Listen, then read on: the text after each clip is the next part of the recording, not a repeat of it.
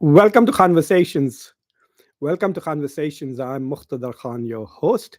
And today I'm going to talk about two things. I'm going to do a preview of the G7 summit that is going to start tomorrow in Canada. And this year, Canada is the president of G7 and therefore the host, and also gets the opportunity to set the agenda. The second item that I will talk about is obviously the Iran Israel war.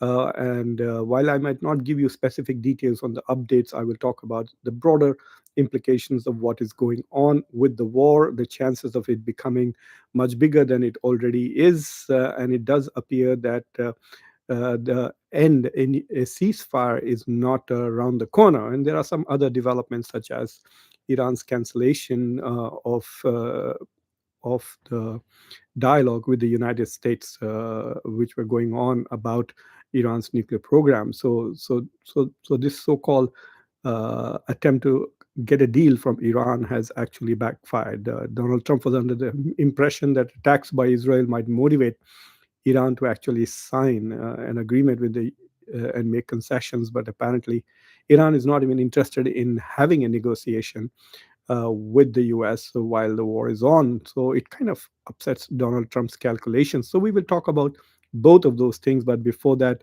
I just wanted to let you know that those of you who are watching for the first time, please subscribe to Conversations, like this video, press the bell icon, and don't forget to share this video with your socio-political network.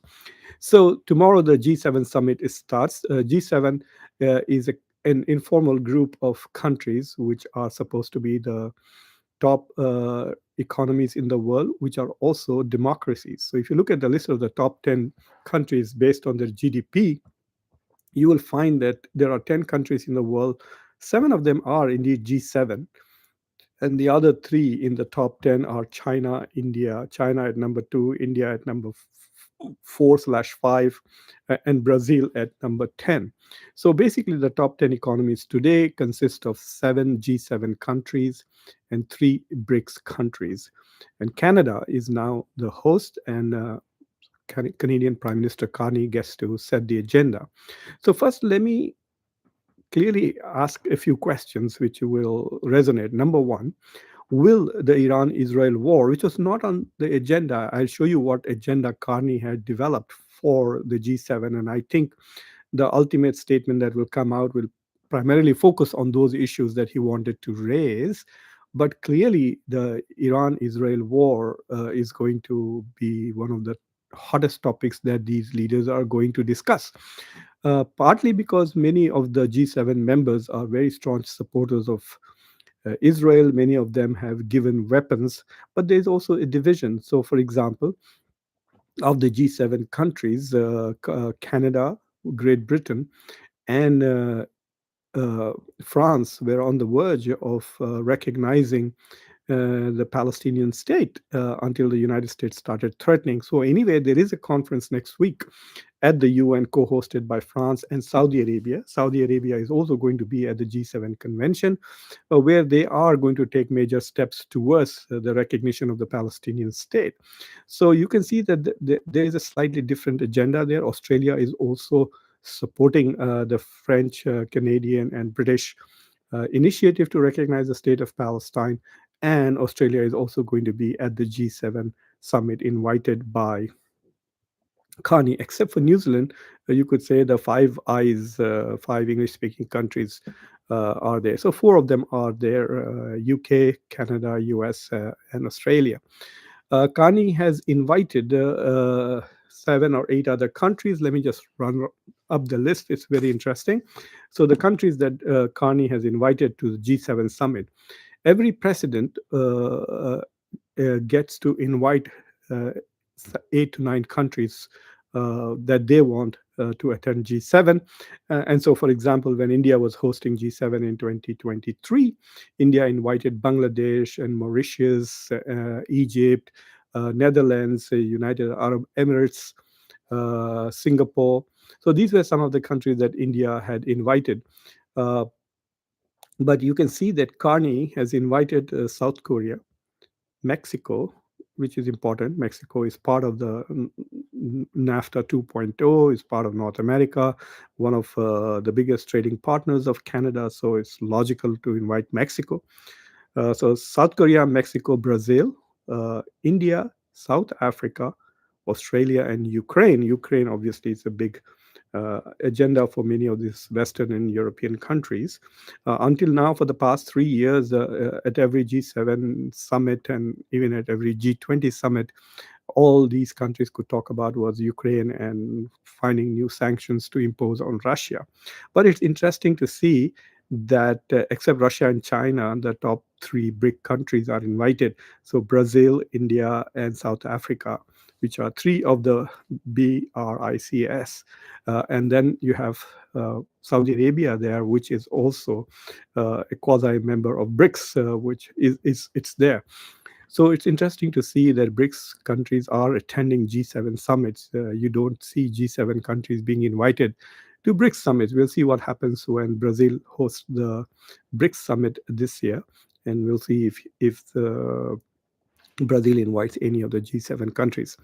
The agenda that I think will dominate at this is the Israel-Iran war, followed by the Russia-Ukraine war. Some of the Europeans are very, very concerned about what's happening. The war seems to have escalated, and in the past few weeks, Russia has uh, literally devastated Kiev and other parts of the Ukraine, Kharkiv also, and is moving in. Is not gaining much, but it still gained some territory in the past 1 month. Ukraine has had one victory where it used drones to attack Russian bombers, but the Europeans are getting nervous. They feel that without US support, Ukraine is going to collapse. And so it will be a big issue that people will talk about. And then, of course, the third biggest agenda is Trump and his tariffs, which is obviously a big deal for Canada, big deal for Europe. So basically, these are the three problems that G7 are going to discuss: Israel, Iran, Ukraine, Russia, and Donald Trump and his tariffs. It'll be interesting to see what Donald Trump himself does here. Does he start talking about Canada as the 51st state of the United States, or will he brag about with Modi when he meets Modi? Will he brag about bringing about the ceasefire between India and Pakistan? Will he continue to label India as the king of tariffs? He has threatened in the past to impose more tariffs on India, but he has also announced that India has nearly agreed to a zero tariff agreement. So we will see if there is, I'm sure there will be a bilateral with Modi and Trump, but will there be a press conference? And in the press conference, it will be very interesting to see what questions are asked of Modi and of Trump and how they answer the questions. From an Indian point of view, it will be very interesting to see how the uh, Carney, the Prime Minister of Canada's meeting goes with Prime Minister Modi. The relationship between India and Canada has deteriorated to a great extent. They don't even have ambassadors in each other's country. The high commissioners were withdrawn about a year and a half ago. Canada has accused India of committing transnational repression, trying to kill Canadians, murdering Canadians on Canadian soil. They have also accused India of foreign interference. They have accused India of trying to meddle with their elections. They have also accused India of extorting Canadian citizens. So they made a lot of accusations against India, which resulted in a diplomatic spat and reduction of representatives in each other's countries, temporary suspension of visas, and completely coming to a halt of the free trade agreement that India and Canada were negotiating at one point. So I think it'll be interesting to see how Canada resets that relationship. I want to show you what was originally on the agenda that Carney had announced. So if you look, Prime Minister Carney announces Canada's G7 priorities ahead of the Leaders Summit. And the three priorities that they have for example, the number one priority is protecting our communities and the world. So strengthening peace and security. So he's going to talk about Ukraine and Iran here. Countering foreign interference and transnational crime, and improving joint responses to wildfires. This was the number one agenda that Carney was setting. And a few months ago, the Commission on Foreign Interference had this to say about India. The Canadian government conducted a foreign interference commission in an inquiry, and they found that Russia, China, India, and Iran indulge in a lot of foreign interference in Canada. I'm surprised that they did not include the United States too, but Donald Trump also tries to interfere in Canadian domestic politics. So this is what they had to say about India. Government of India's officials, including their Canada-based proxy agents, engage in a range of activities that seek to influence Canadian communities and politicians. Where these activities include deceptive, clandestine, or threatening activities, they are deemed to be foreign interference. These activities attempt to align Canada's position with India's interests on key issues, particularly with respect to how the government of India perceives Canada based supporters of an independent Sikh homeland that they refer to as Khalistan. This includes foreign interference activities the government of India directed against the 43rd and the 44th general election. So this is some of the core of the commission, that India is one of the countries that interferes in Canada's domestic politics. So it will be very interesting to see that when Carney and Modi meet, will this issue come up? Carney, when he was asked about why he had invited Modi, he basically said India is the fifth biggest economy. India cannot be excluded. India is critical for supply chains, and also talked about the fact that India had agreed with Canada. There was a bilateral understanding that they would support rule of law, and that is what he was referring to Harpreet Singh Nijjar's murder, and saying India will follow the rule of law. Whatever that means, no one asked for details. He has not provided more details. But I'm assuming that there will be some questions asked if there is a press conference with Modi and Carney. So I think these are some of the issues. G7 is now more or less divided, with Donald Trump not very excited about G7. In fact, some of the European leaders are talking about, even European Union leaders are invited to the G7 summit every year. So it's basically G8 with or G9 with two extra representations from EU. The president of the European Union and the European Commission both come to the event. But now they're talking about a G7 as G6 plus one, which means that the United States is now alone by itself, and then G6 are on the same page. There's a lot of talk about Canada becoming part of European Union. There's a serious consideration of whether to include Canada uh, uh, into EU or not. So there is, shall we say, convergence of interests uh, between Canada and other European countries, primarily driven by whatever Donald Trump is doing with regards to NATO, with regards to EU, with regards to tariffs, and also calling Canada a potentially 51st state of the United States. So that's my summary of the preview to G7. Let us see what happens at the end of the summit. I will do a review of what all happened, and I'll summarize the key events there. Uh, but if anything interesting happens, obviously you can expect me to talk about it tomorrow or the after tomorrow. Now let's talk a little bit about the Israel's war on Iran, and uh, and then I'll be happy to take your questions and your comments uh, going forward. So as you are aware that Israel has launched a war on Iran, attacked it yesterday, and in the process, it has caused a lot of damage.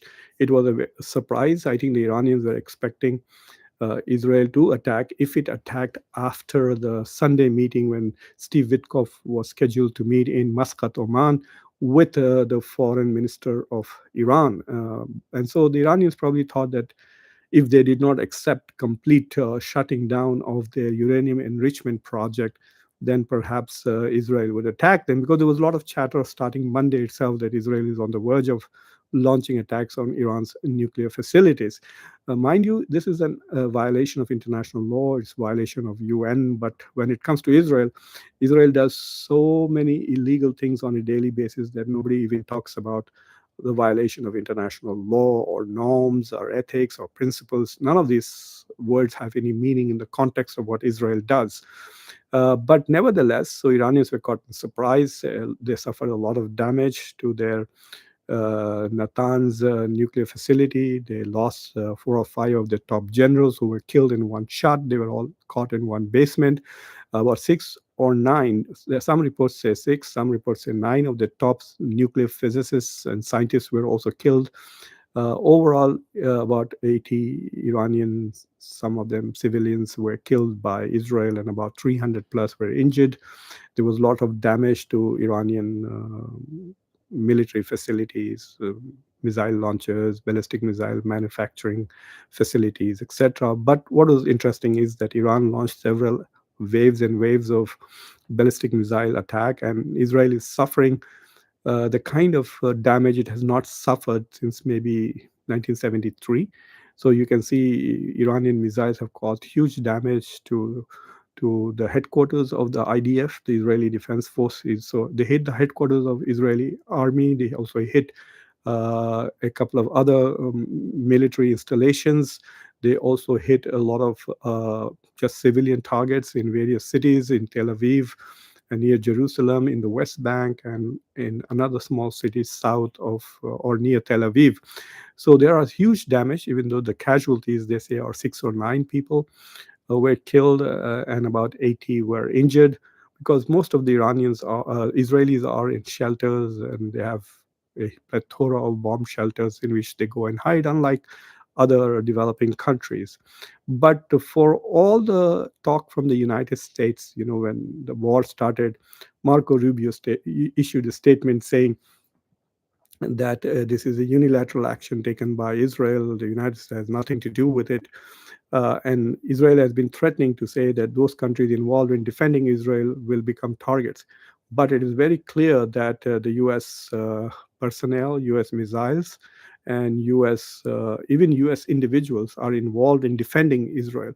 So this war that Iran is fighting is not just with Israel, it is also fighting with Israel and the US. The US has about 8 or 10 ships and 2 aircraft carriers in the region who have been firing rockets to block Iran's ballistic missiles, and then they have THAAD and other missiles on the ground, not to mention the Iron Dome, etc., which are now protecting Israel.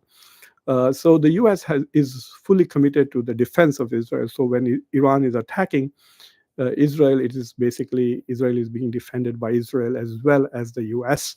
And so there seems to be this exaggerated notion of Israeli capabilities, but actually Iran is fighting not just Israel, but also fighting the United States.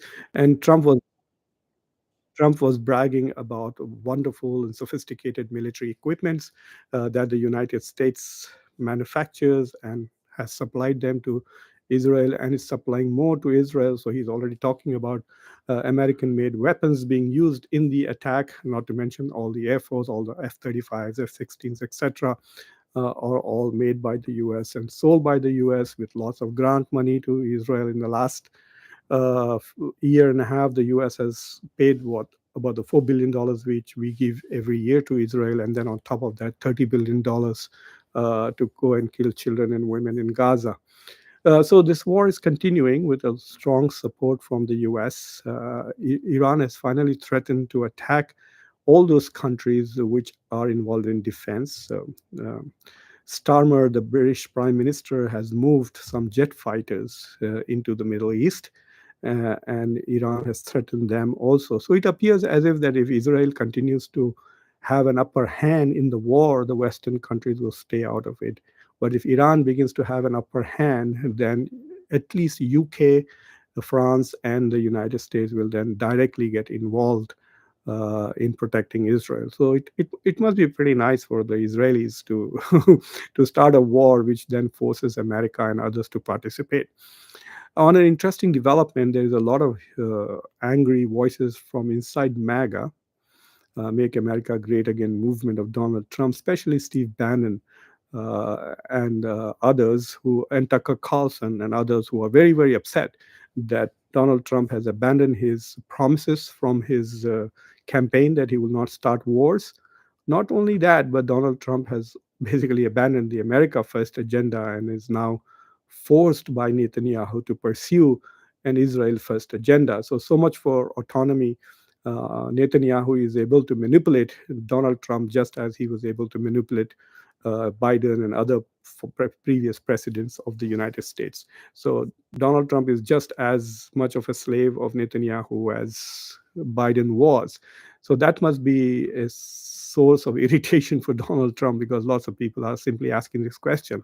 This is clearly not an America first issue. This is clearly an Israel first issue, but America had no choice and is being dragged into this by Israel. So I'm going to stop with that. And if there are any questions or any comments, I will be happy to address them. I see that there is somebody, Nishit Sharma. Well, people seem to be asking strange questions. He must have been in Washington, D.C. to attend. I don't know whether he attended the Donald Trump's march. I didn't want to talk about it. It is a very un-American thing to do. Military parade for what? Uh, to celebrate Donald Trump's birthday. So I don't think I'm going to talk much about it. There were lots of social media reports that Asim Munir was invited. Nobody from India was invited. I guess that is why a lot of Indians are very curious about it. Muhammad Rashid, thank you very much for your comment. Uh, what is the position of the Gulf countries vis-a-vis Iran? So that's a very good question.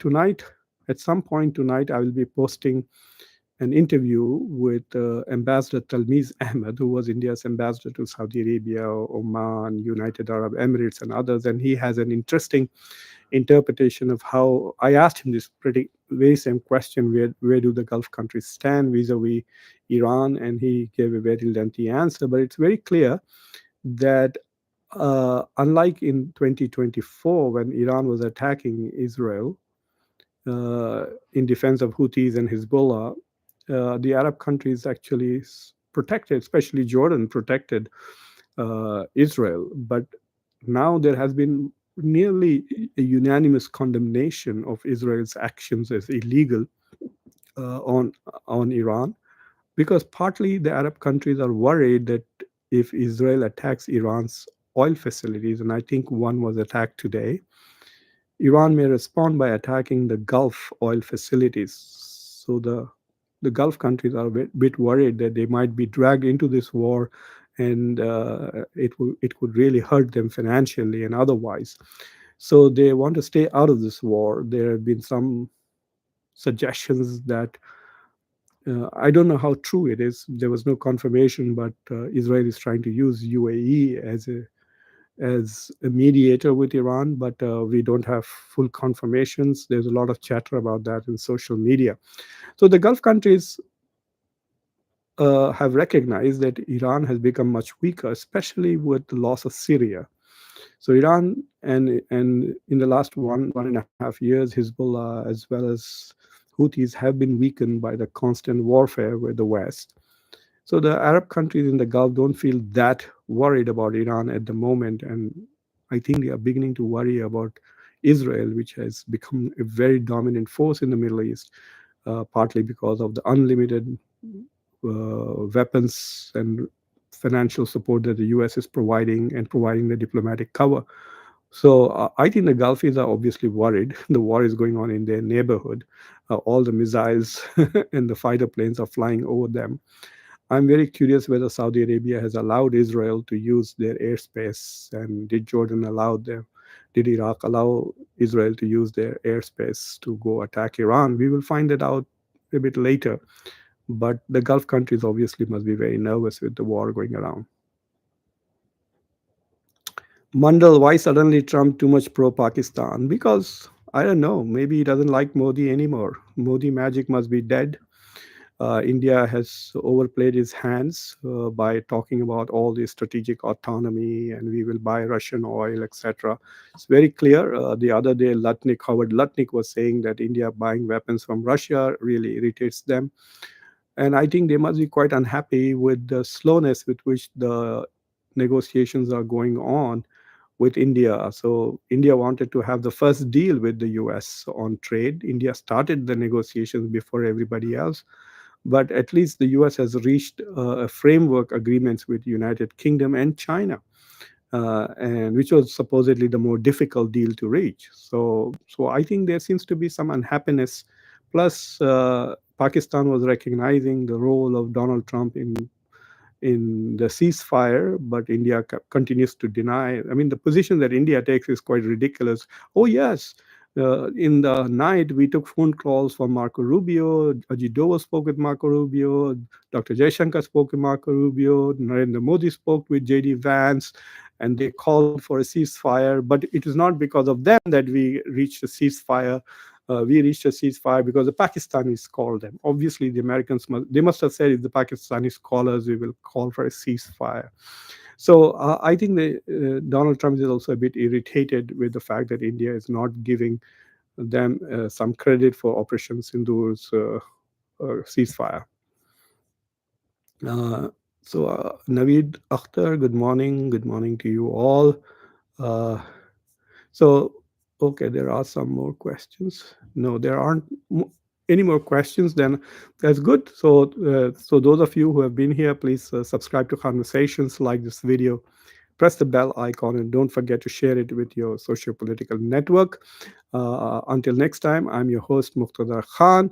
I will be doing the show on the same topics in Hindi and Urdu on my India channel, which is Conversations 2025.